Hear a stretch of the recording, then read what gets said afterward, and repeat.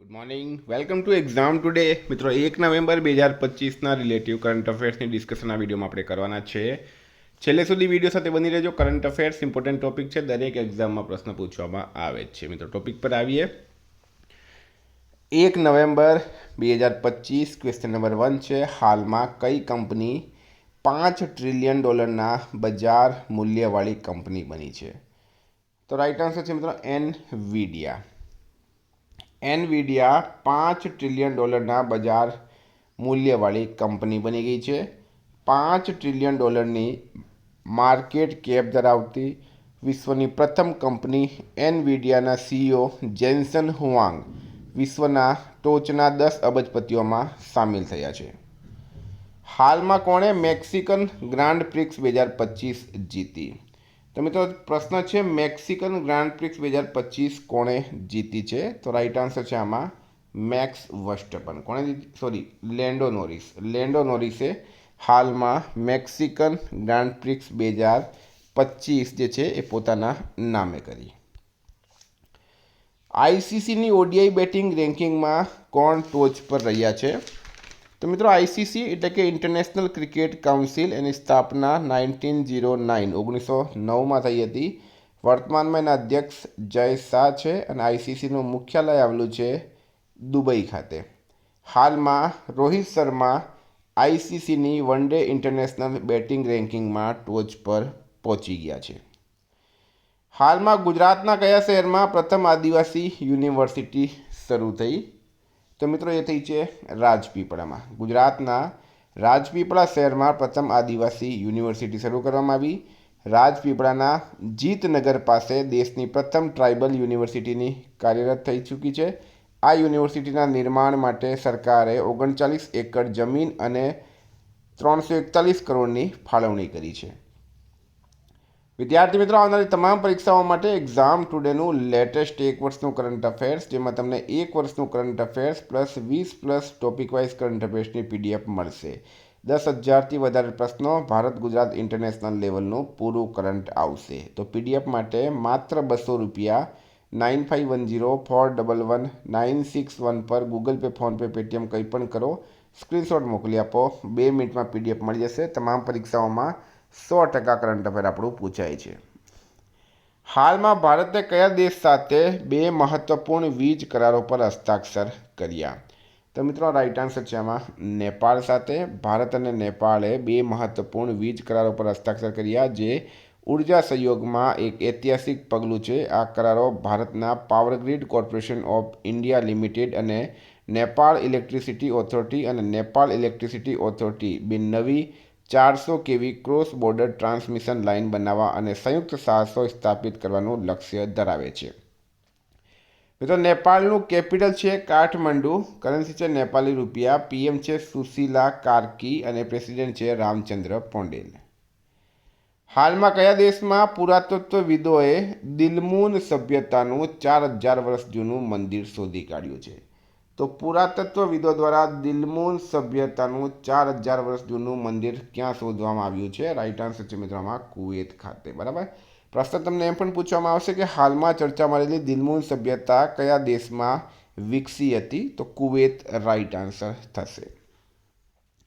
હાલમાં કઈ ride sharing company Nvidia સાથે વ્યૂહાત્મક ભાગીદારી કરી છે? તો રાઈટ આન્સર છે મિત્રો આમાં ઉબેરે. રાઇડ શેરિંગ કંપની ઉબેરે એનવીડિયા સાથે વ્યૂહાત્મક ભાગીદારીની જાહેરાત કરી છે, જે 2027 સુધીમાં રસ્તાઓ પર 1 લાખ સ્વાયત્ત રોબોટિક્સ જોશે. બરાબર, રોબોટેક્સીસ જોશે. આ પગલાંથી ઉબેર કોમર્શિયલ રાઇડ હેલિંગ સેવાઓમાં લેવલ 4 સ્વ ડ્રાઇવિંગ ટેકનોલોજીનો સમાવેશ કરવાની મોખરે છે. હાલમાં દક્ષિણ કોરિયાનો સર્વોચ્ચ સન્માન અને સુવર્ણ તાજ કોને એનાયત કરવામાં આવ્યો?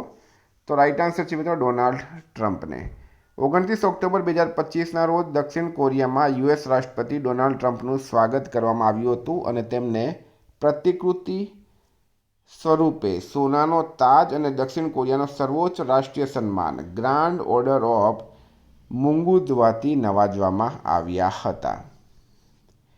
હાલમાં અમેરિકાએ કયા દેશ સાથે પરમાણુ સબમરીન ટેકનોલોજીમાં ભાગીદારી કરી છે? તો દક્ષિણ કોરિયા રાઈટ આન્સર છે. હાલમાં અમેરિકાએ દક્ષિણ કોરિયા સાથે પરમાણુ સબમરીન ટેકનોલોજીમાં ભાગીદારી કરી.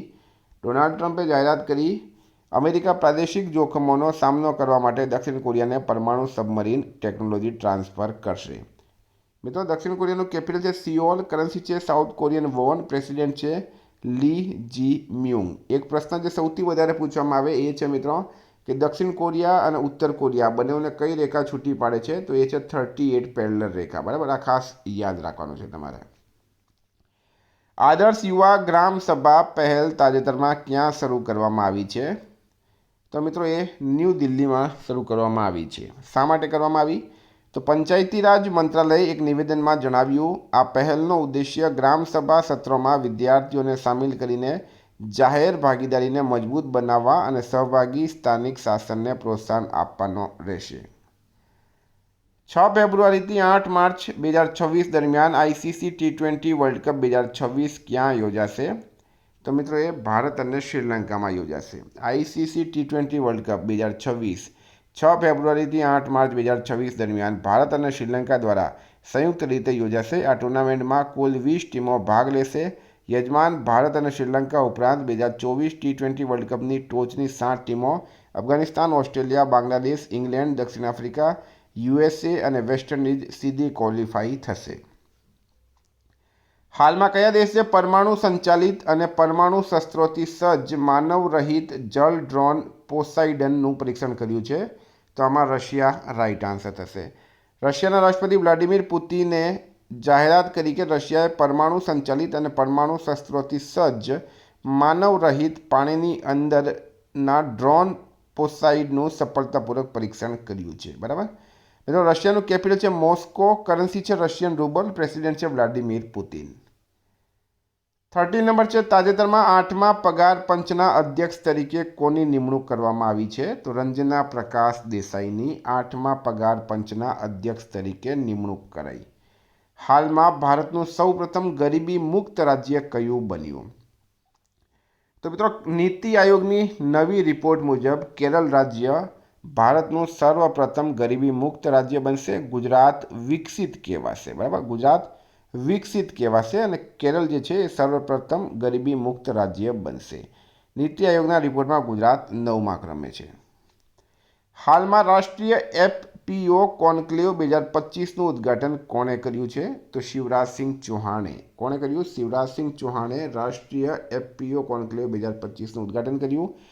કેન્દ્રીય કૃષિ અને ખેડૂત કલ્યાણ અને ગ્રામીણ વિકાસ મંત્રી શ્રી શિવરાજસિંહ ચૌહાણ આજે દિલ્હીમાં રાષ્ટ્રીય FPO કોન્ક્લેવ 2025નું ઉદ્ઘાટન કર્યું. આ કાર્યક્રમમાં દેશભરના 24 રાજ્યો અને 140 જિલ્લાઓના 500થી વધુ પ્રગતિશીલ ખેડૂતો અને ખેડૂત ઉત્પાદક સંગઠનો, અમલીકરણ એજન્સીઓ અને ક્લસ્ટર આધારિત વ્યવસાય સંગઠનોએ ભાગ લીધો છે.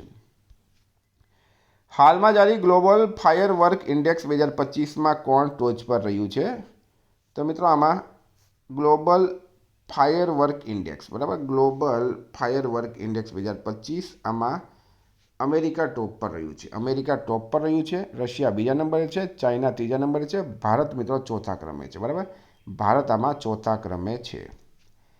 હાલમાં આસિયાન રક્ષા મંત્રીઓની બેઠક ક્યાં યોજાશે, તો આસિયાન દેશોના જેટલા પણ રક્ષા મંત્રીઓ છે એમની બેઠક ક્વાલાલંપુર મલેશિયા ખાતે યોજાશે.